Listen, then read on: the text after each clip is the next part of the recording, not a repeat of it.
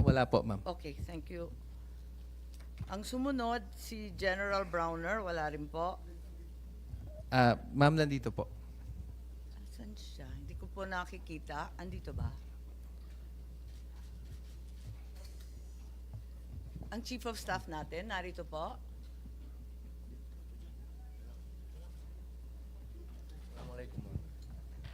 Uy, Robin.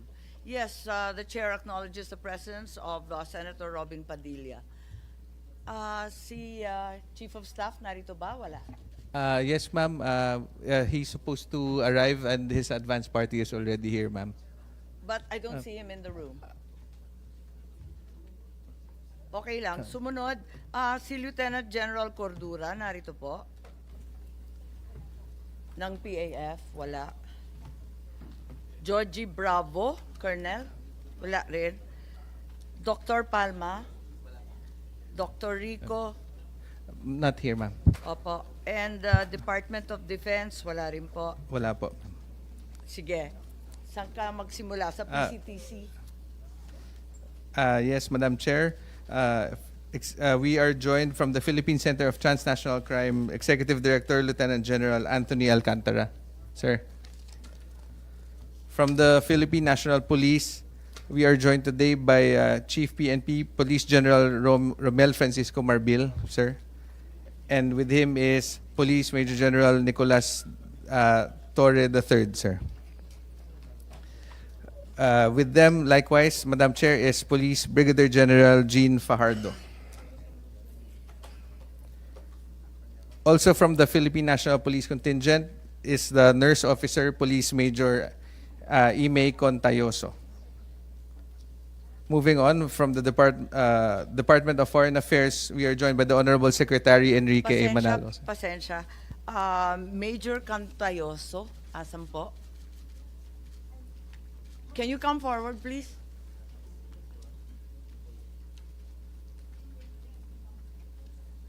Tokaya, dito ka. So, yung iba pang confirm dito, si General Salvador, General Gurat, wala po. Wala pa Colonel po. Pestaño, wala pa yan. Wala pa po, ma'am. Okay. The chair also recognizes the arrival of Senator Bato, Dela Rosa, Ronald. And yung ating medical doctor, Paulo Calma, Not here, ma'am. not here. Okay, sa DFA po. With your permission, ma'am, Department of Foreign Affairs, the Honorable Secretary Enrique A. Manalo, sir. With him is Undersecretary Eduardo De Vega and Attorney Paul Saret. From the Department of Migrant Workers, we are joined by Honorable Secretary Hans Leo Kakdak.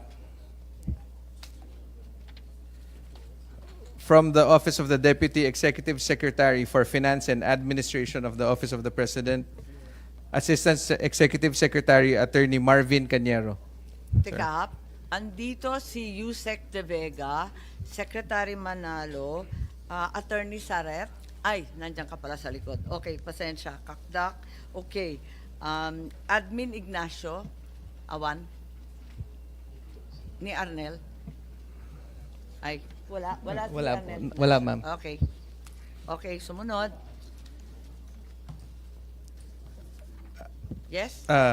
From the taking off, ma'am, from the Office of the Deputy Executive Secretary for Finance and Administration, Assistant Executive Secretary Attorney Marvin Cañero. Teka, sina DILG, wala rito. Si Secretary John Vic, wala, nag-regrets. Wala, ma'am. Ganon din si Solgen, wala rin. Wala din po, ma'am. Okay, so yung sumunod, si Attorney Marvin Cañero. Oo. Nandito ka rin nung first time, ano? Wala. First time ka pumunta. Okay, salamat. Okay. Sige, sumunod. Likewise confirmed from the Office of the Special Envoy on Transnational Crime, Special Envoy Marcos. Teka, yung OTS, DOTC. Ma'am, there is no confirmation and Yung Administrator Bisnar, wala rito. wala po, Madam Chair. Kaap. They have confirmed, ma'am, pero wala pa po dito ngayon. Okay. Yes, please proceed. From the Office of Special Envoy on Transnational Crime, Special Envoy Marcos V. Lacanilao. From the Securities and Exchange Commission, Chief Counsel for Company Registration and Monitoring Department, Attorney R.J.A. Bernal. Sir. And with him is Attorney Ferdinio Logi Santiago. We likewise are joined this afternoon by the Honorable Justice Adolfo S. Ascuna, Jr. of the Supreme Court of the Philippines. We also have Attorney Martin Delgra III via Zoom, Madam Chair. And finally, we have Attorney Alexis F. Medina. Good morning, sir. That is all, Madam Chair. Itatanong ko lang, Captain Gulia is not here, the pilots. Captain Elmo Segovia, wala rin. Not here, Madam Chair. Okay, Flight Officer Wenny Lynn Salcepuedes, wala rin. Wala din po, ma'am. At Flight Officer Elinino Santos, wala rin. Wala din po, Madam Chair. Okay, tapos yung presidente ng Challenger Aero Air Corporation, Mr. Ferdinand Constantino, wala rin. Wala din po, Madam Chair. Okay, so lahat yan what? That is all, Madam Chair. Magandang hapon po. Yes, we recognize and acknowledge the arrival of Senator Alan Peter Cayetano. Maraming salamat. At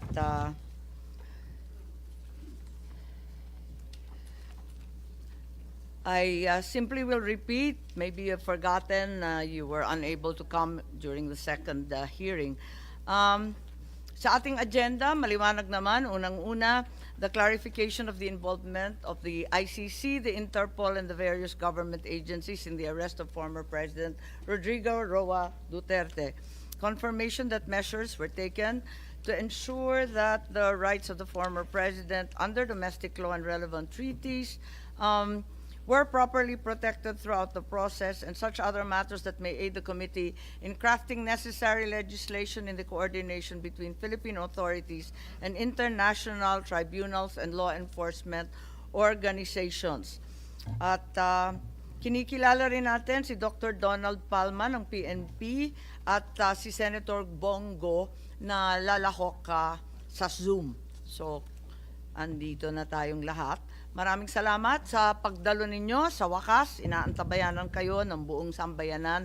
Inaasahan ko, palibasa narito na rin kayo, handa na rin kayo magsabi ng katotohanan at ilahad lahat ng detalye na kinakailangan natin para alamin ang totoong nangyari nung tinangay ang ating dating Pangulo, Presidente Duterte.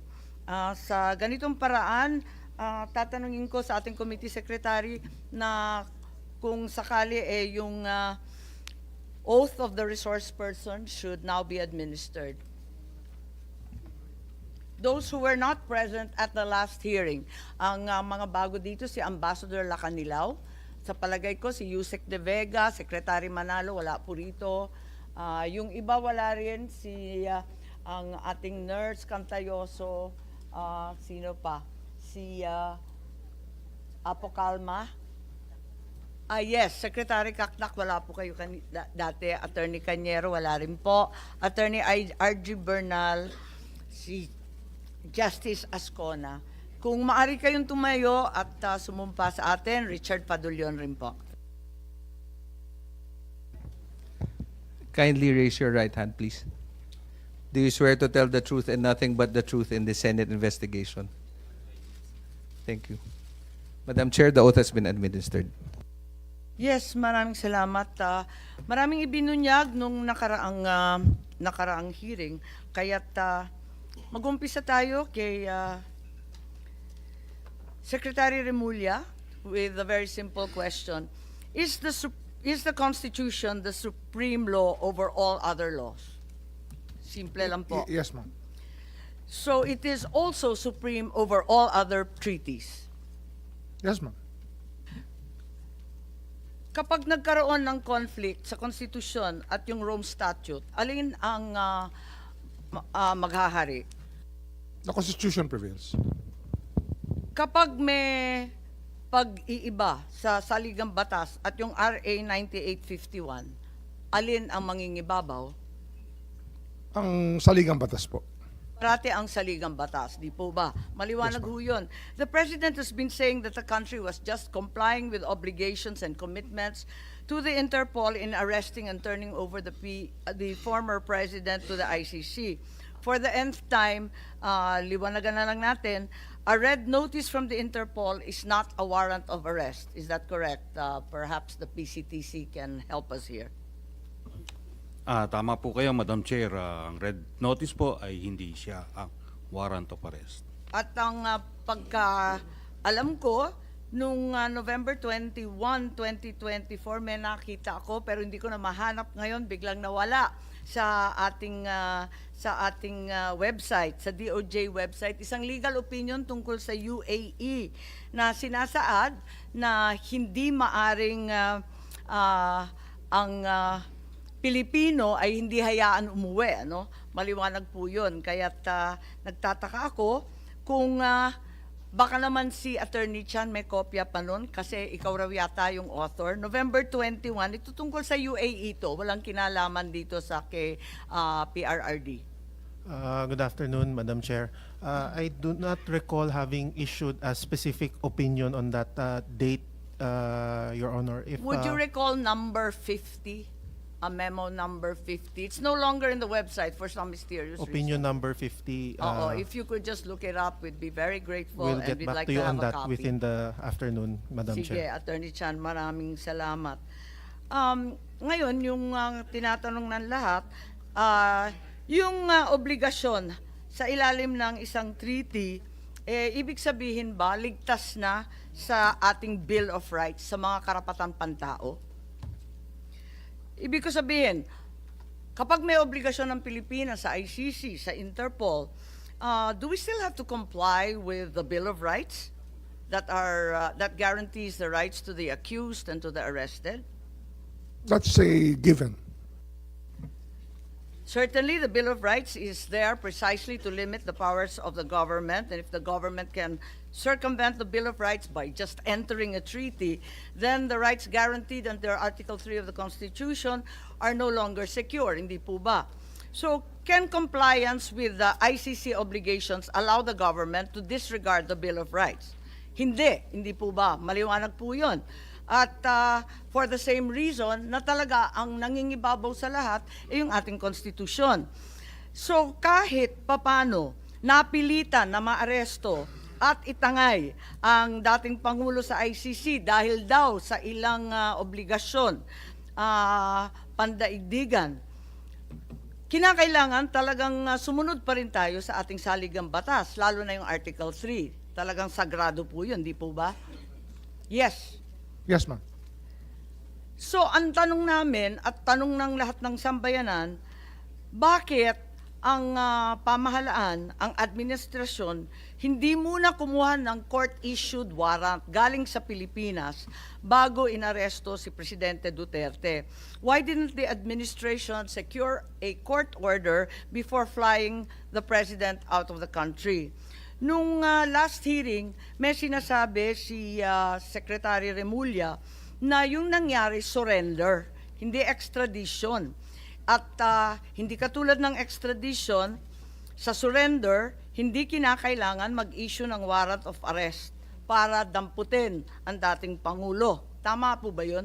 Kasi yun ang sinabi niyo dati nung Mga extradition kasi, hindi ho natin pwedeng gamitin dito sapagkat hindi tayo pwede mag-file ng extradition dahil nasa atin po yung tao. Ang extradition po na sinasabi ng batas ay yung court o yung arresting state, yung state pala na may warrant, ang mag-file ng extradition sa Pilipinas. Kaya surrender lang po talaga ang option natin. Wala ho tayong ibang option. Kabisado ko po yan. Panahon pa ng tatay ko yung extradition law natin. Ako yata nag-type nung bata. Ang tanong dito, under surrender, there's no need for a Philippine court to issue a warrant. Ang sabi po ninyo, that's the stand of the government. Is that Opo, correct? iyan po yung aming stand. Does this not contravene the Bill of Rights that we've already agreed upon as being sacred and above all else, particularly the right of deprivation of liberty without due process, Yung due process and po the right kasi, of liberty of abode? ang due process po dito, yung sa issuing body yung nag-issue po na warrant of arrest if they observe due process. Ang alam po natin, 7 taon pong inimbestigahan itong kasong to.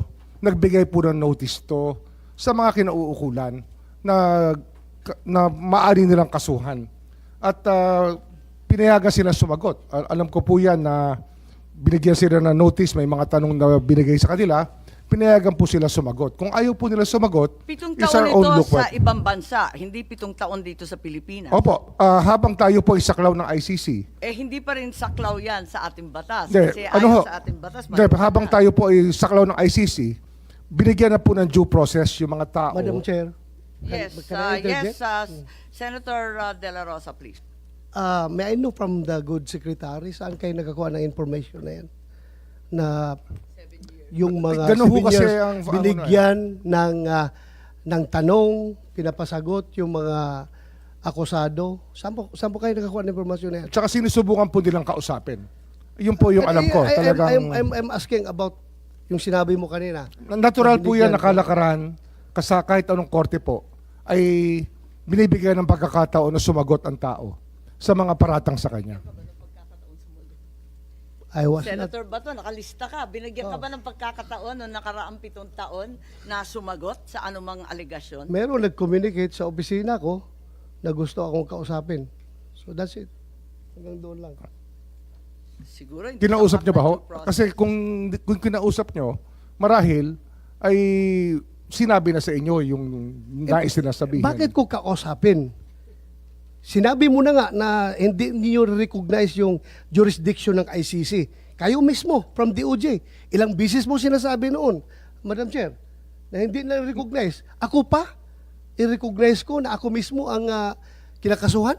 Meron kayo na ho nga, kasing- gobyerno na kayo. Kayo na nagsasabi na hindi niyo na-recognize. Bakit ako pa mag-recognize?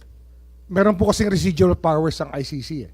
Yun po Sabi yung ninyo, 1 taon lang yung residual power. Oho, So, pero bakit yung 2019 to 2020, yung buong ano ho, bilang yung yun? buong panahon na dumaan mula 2011 hanggang 2018, ito po ay panahon na meron pong jurisdiction ng ICC sa ating bansa, sa ating mga citizen. Ngunit katapos nun, nawala na ho yung itong hindi na ho na natin maaring kilalanin sapagkat umatras po tayo sa pamagitan sa ICC nung inatras po ni President Duterte noong 2017 na naging effective lamang noong 2018. Madam Chair, if I may. Yes, Senator Bato. Siguro, Secretary Remulla, you are aware about yung dalawang dissenting opinion na sinabi ng dalawang miyembro ng pre-trial chamber ng ICC na nagsasabi na yung jurisdiction, about temporal jurisdiction, ang magti-trigger lamang ng investigation is yung paghihingi ng pag-request ng permission ng prosecutor to the ICC. At ito'y ginawa nila 2 years after nag-effect yung ating withdrawal from the ICC. Ginawa po nila yan 2 years. Kaya nga dalawang dissenting opinion yun eh. So sana, kung tayo, if you want to interpret itong mga bagay-bagay na ito, sana we have to interpret it in favor of our people. Tao natin ito eh. Pilipino ito. Bakit natin papaboran yung mga foreigner na mga banyaga na yan? Sila na nga nagsabi.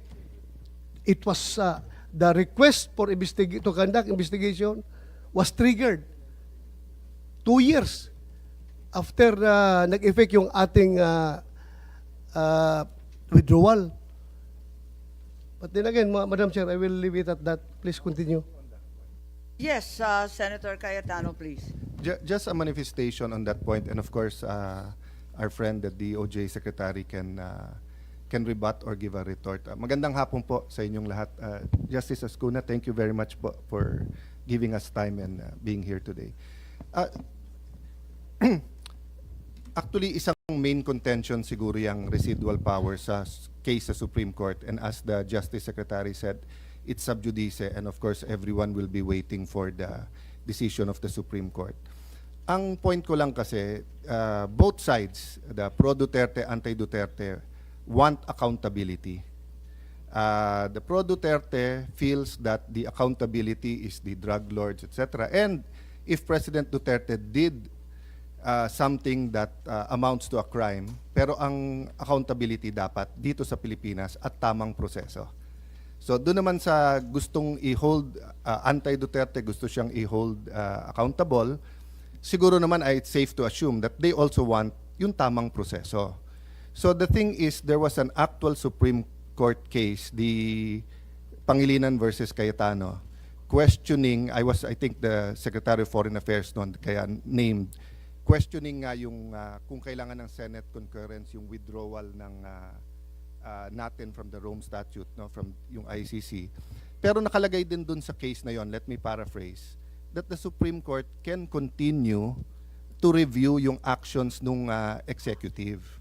So my problem with yung interpretation dun sa residual powers, kasi nga, di ba, sa 5 judge sa ICC, yung 2 nagsabing, wala kaming jurisdiction kasi nung sinimulan namin yan, tapos na dun sa residual na 1 year. But 3 justices said na pwede.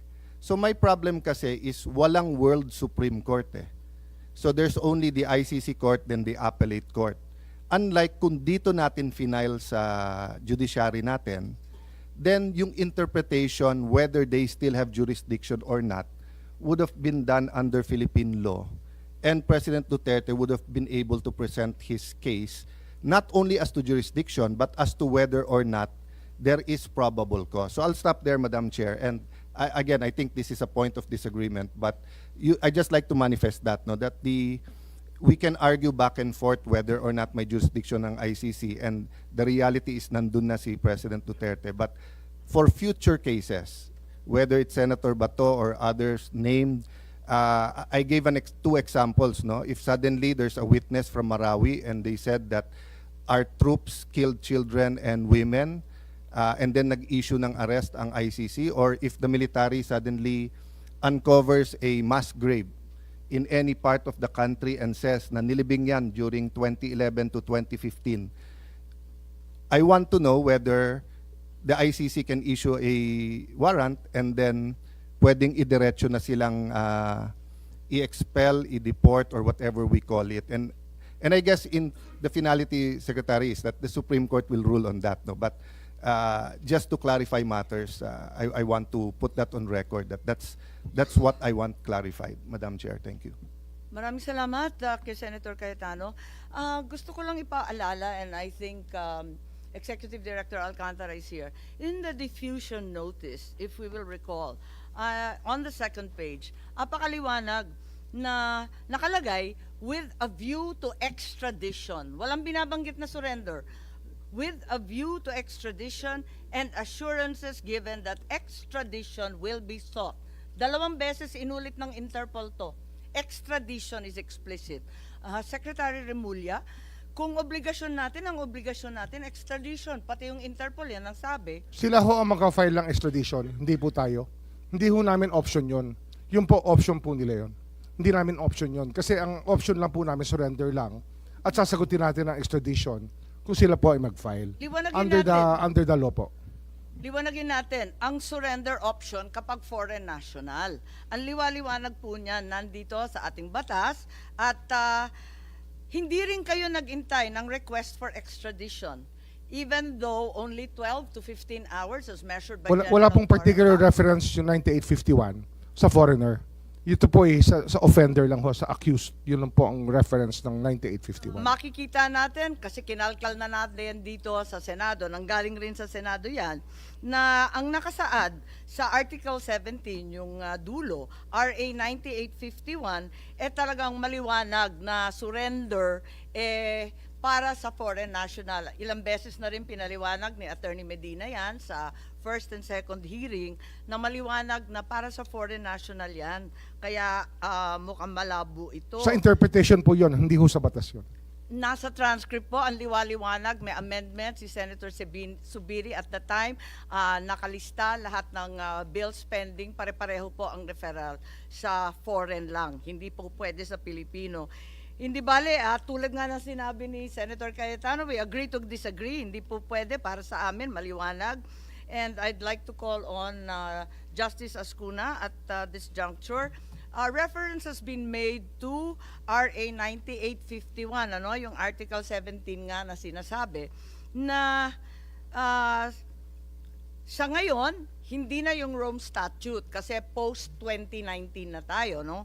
So, ang huling kataga, pursuant to the applicable extradition laws and treaties. It's very clear, it's the last sentence of Article 17.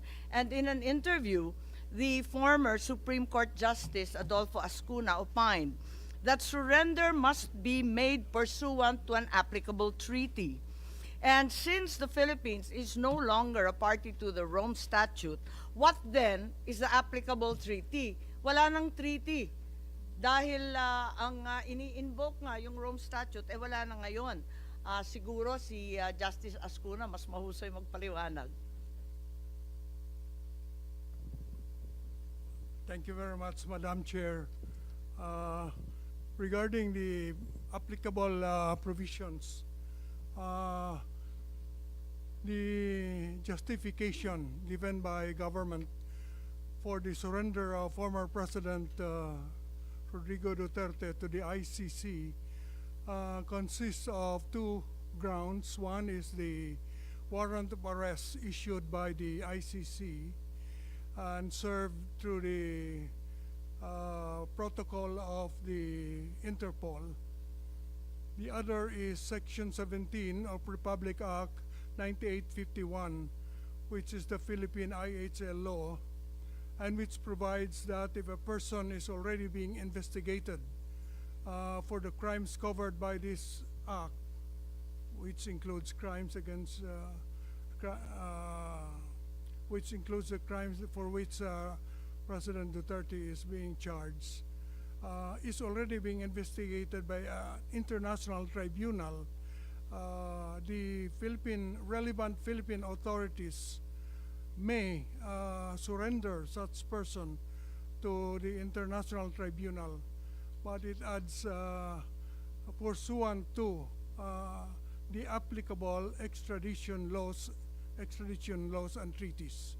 Ngayon, ang tanong, ito bang last sentence na ito, which provides for the requirement that the surrender should be pursuant to applicable treaties, is still applicable since we don't have anymore the Rome Statute. Sa palagay ko po ay it's either we have the Rome Statute or not.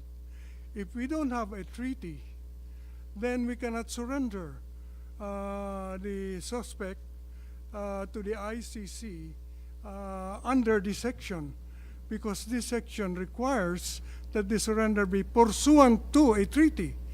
Pursuant means in accordance with. And so if there is no treaty, in my view, we cannot make a surrender. On the other hand, if there is still a treaty that is due to the residual obligations that the Philippines may have even after withdrawal, pursuant to Article 127, Paragraph 2 of the Rome Statute, after withdrawal, the withdrawing state still obliged to cooperate with the ICC in relation to matters already under consideration by the court prior to withdrawal. So again, you go back to the question, is the Philippine situation something already under consideration by the court, by the ICC, prior to our withdrawal? In my view, Madam Chair, the answer is yes, because as of February 8, 2018, prior to our withdrawal, Fatou Bensouda, the former ICC prosecutor, already said that the Philippine situation is under preliminary examination as of that date. The question is whether or not the prosecutor is the court, because 127 paragraph 2 says under consideration by the court. And in my view, it is, because there are four principal organs of the ICC. The first is the presidencies, There's one president and two vice presidents. The second are the judicial divisions. The third is the office of the prosecutor. And the fourth is the registrar. So the office of the prosecutor is part of the court. Therefore, when Article 127, paragraph 2 says the matter must be under consideration by the court at the time before withdrawal, it includes consideration by the prosecutor. And so therefore, I believe we have residual obligations even after withdrawal. Question therefore is whether or not the warrant of arrest issued by the ICC after our withdrawal is something we have to cooperate with under 127 paragraph 2. In my view, yes. And therefore, in my view, the warrant of arrest is legal. However, I believe that the surrender is not, because the surrender must be pursuant to a treaty, and therefore our own law, Section 17 of Republic Act 9851, brought back the Statute of Rome, even after withdrawal, because it requires that a surrender must be pursuant to the applicable treaty. And therefore, in this case, the applicable treaty remains the Statute of Rome. And thus, we have to follow Article 59 of the Statute of Rome, which requires that the custodial state, namely the Philippines, must first bring the arrested person to a local court to determine two things: whether or not the person is really the one named in the warrant. Second, whether or not the person has been informed of the charges against him or her. This was not done. Therefore, there was, in my view, a violation in the act of surrender. However, Madam Chair, this is in the forum of the Philippines, but in the forum of the ICC, different rules apply. The rule in international law, Madam Chair, is that procedural laws are governed by the forum.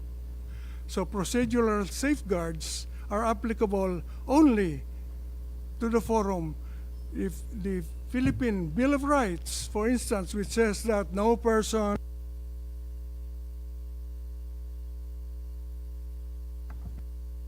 however, criminal proceedings before the ICC is governed by their own procedure. This is in accordance with private international law, that procedures governed by Lex Fori, the law of the forum. And therefore, we go to the procedure in the ICC. In the ICC, I believe they follow what is called mali coptus beni detentus, meaning that even if the arrest is illegal, the detention can be legal. It does not automatically mean that if the arrest was illegal, the person arrested must be released. They will balance, it's a balancing act. They will balance the illegality of the arrest with the need to prosecute someone for very serious offenses under international law. And in their view, the balance weighs in favor of prosecution. They will prosecute, notwithstanding the violation of the procedure in the arrest and in the surrender, I mean. Therefore, it depends on whether you're talking about Philippine Forum or the ICC. The ICC, I believe, will follow their own procedure, whereas in the Philippines, as it is now pending in the Philippine Supreme Court, in my view, there is a violation and there will be consequences for that violation. Thank you, Madam Chair. Thank you very much, Justice Ascuna. As usual, we received a very exhaustive opinion, and I'm certain that we will be guided by the same. I think Senator Cayetano would like to respond. May I take advantage of the knowledge, wisdom, experience of Justice Ascuna, not only as a former Supreme Court justice, a recognized legal luminary, but as a member of the Constitutional Commission. Sir, can I take a step back? When the Constitutional Commission discussed the Bill of Rights, and in Section 2, the rights of the people to be secure in their persons, houses, papers, effects, against unreasonable searches and seizures of whatever nature and for any purpose shall be inviolable, and no search warrant or warrant arrest shall issue except upon 1. Probable cause, 2. Be determined personally by the judge after examination under oath of affirmation of the complainant and the witnesses he may produce, and particularly describing the place to be searched and the person or things to be seized.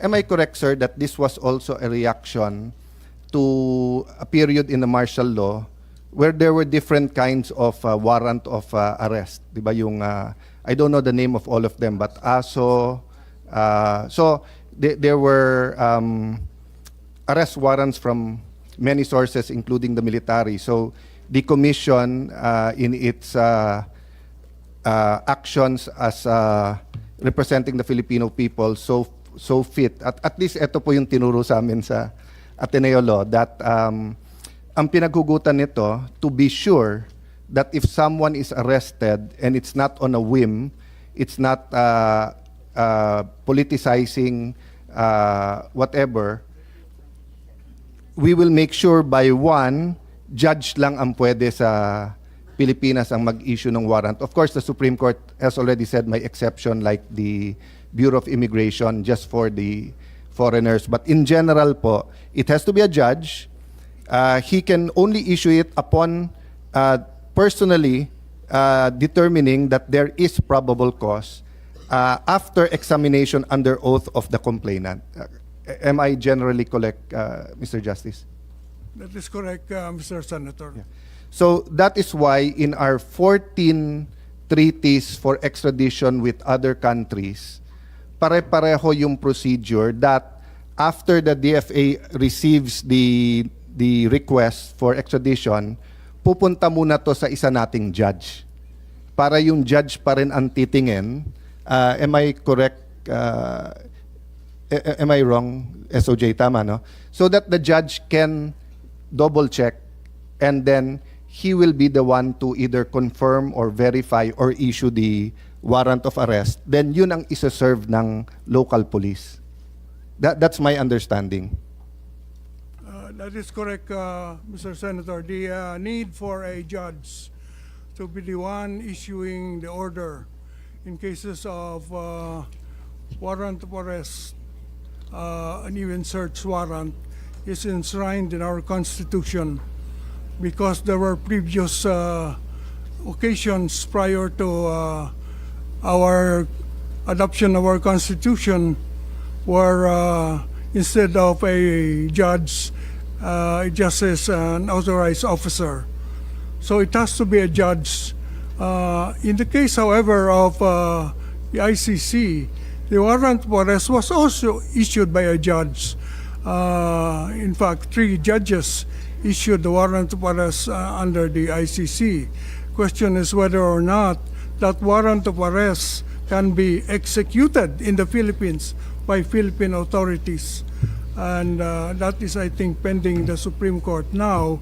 There are pros and cons on that, but one issue there is whether or not the 3 judges, pre-trial chamber of the ICC, acted on probable cause or merely on sufficiency of evidence. Yes.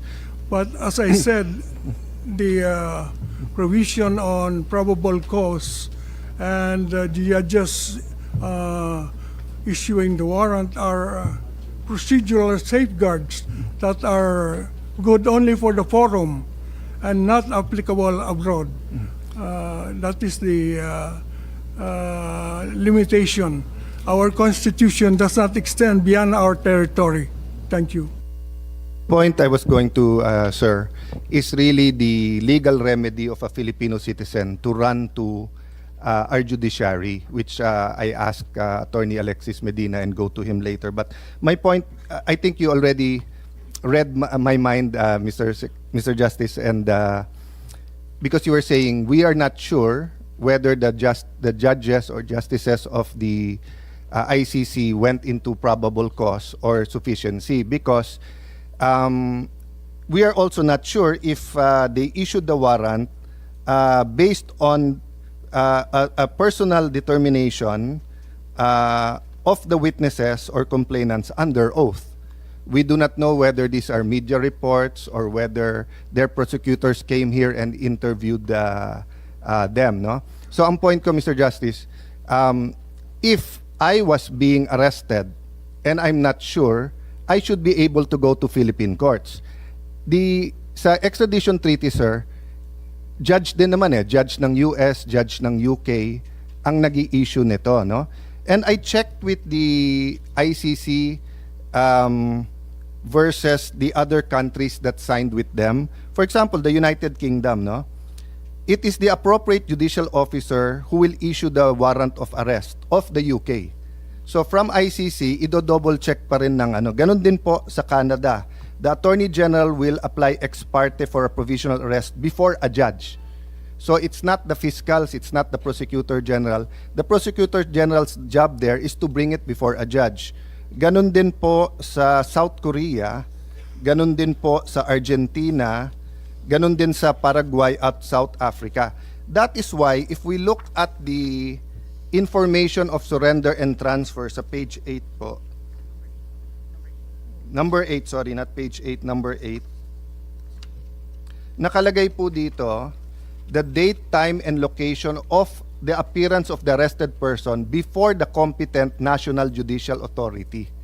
Ang sagot po dito na ang pumirma, if I'm not mistaken, si Ambassador Lacanilao, do not know. So he did not know when he surrendered the former president whether they were brought before a judicial entity. So yun po yung main issue ko, Justice, na ang pagkaintindi ko, kung meron pong dispute sa interpretation ng batas or even sa issue of application of the law to certain facts, a Filipino citizen at any time can run to a Philippine court.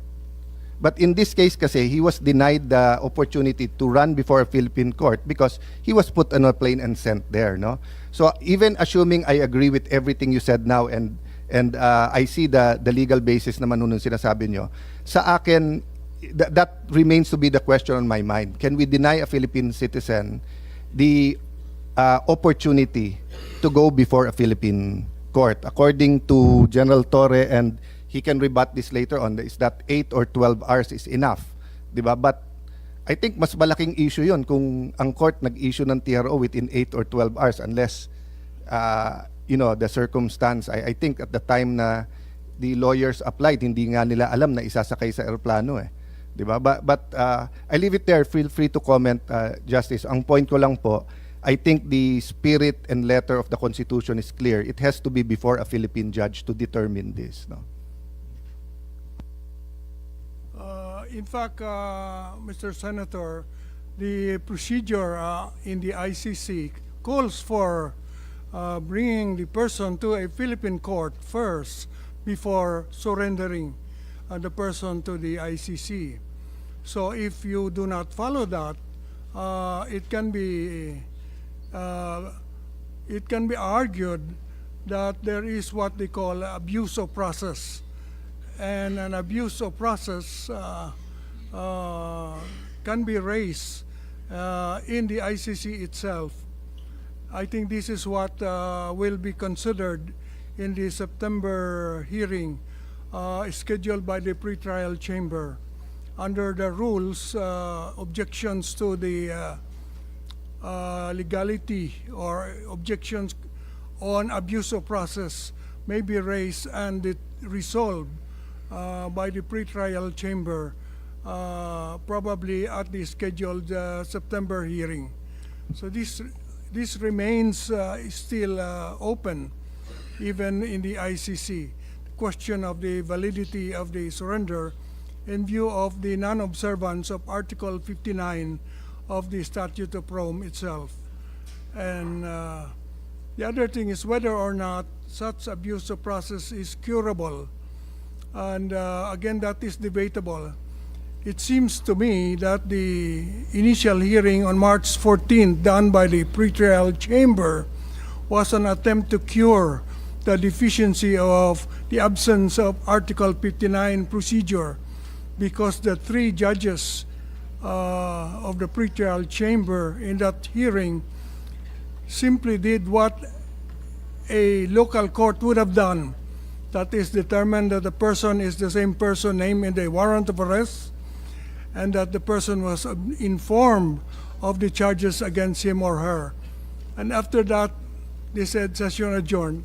So they merely supplied the defect that the absence of the custodial state's local court created. So it remains whether or not male captus bene detentus will be applied by the ICC. Yes. Thank you. Mr. Justice, yung dahilan kung bakit, yun ang tanong ko, no? The reason for my questions is, I grew up dun sa naririnig mong sa presinto ka na lang magpaliwanag. And after the EDSA revolution, eto sa bagong constitution, then the many laws we passed after addressed that eh. Hindi pwedeng bigla ka na lang hulihin tapos sa presinto ka na lang magpaliwanag. Unfortunately, parang yun ang lumabas, sa Hague ka na lang magpaliwanag. Even if there are defects here. But I just like to express my admiration, the way you explain very fatherly, whether it's in class, it's in the Supreme Court oral arguments, or here. Thank you for your you. calming voice during these confusing times. Thank you, Madam Chair. Huling hirit po, Justice, may binanggit kayo ng mga violations locally, and such violations would inevitably incur consequences. What possible violations are there to local law and our Constitution? The possible violation, Madam Chair, consists in the surrender without passing through the court, what we call extrajudicial rendition. That issue will have to be resolved by the Supreme Court, whether or not an extrajudicial rendition is valid in the Philippines in view of our Constitution. And the other issue is whether or not there is a comma that separates international tribunal from another country. In other words, whether or not the colatilia, subject or pursuant to the applicable extradition laws and treaties, refers only to extradition and does not refer to rendition because of a comma. I look at the text of Republic Act 9851, Madam Chair. Section 17 does not have a single comma. It has two commas. And the two commas are parenthetical commas. They are not separating commas. They are parenthetical because they merely enclose the words "if any." So it says that the Philippine authorities may surrender the suspect to the International Tribunal, comma, if any, comma, or to another country pursuant to the applicable laws, extradition laws and treaties. So the commas really refer only to if any. It is not meant to separate the provision that requires a treaty from surrender to an international court, in my view. So it's not a single comma. Dalawa pong comma yan. Ang function ng dalawang comma in grammar is like a parenthesis. If any, because the words if any. So to me, the violation is not doing the rendition pursuant to the applicable treaty. The applicable treaty is